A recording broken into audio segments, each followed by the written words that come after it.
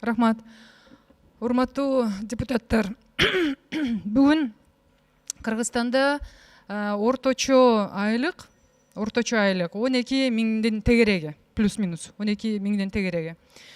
Орточо үй бүлө Кыргызстанда 5 киши деп жүрөт. Мейли 3 киши деген күнү дагы, анткени ошо 3 кишинин бирөөсү иштесе, бирөө студент, бирөө дагы инвалид же ушу сыяктуу иштебеген адамдар бар, пособияда отурган адамдар бар. Ошо прожиточный минимум, мисалы үчүн 12 миң айлык болсо, ошол үйдө жашап аткан мүчөлөрүнө, адамдарга жетпейт ал акча баарына. Биз эмнеге ушундай мыйзамдар менен эмнеге үндөп атабыз?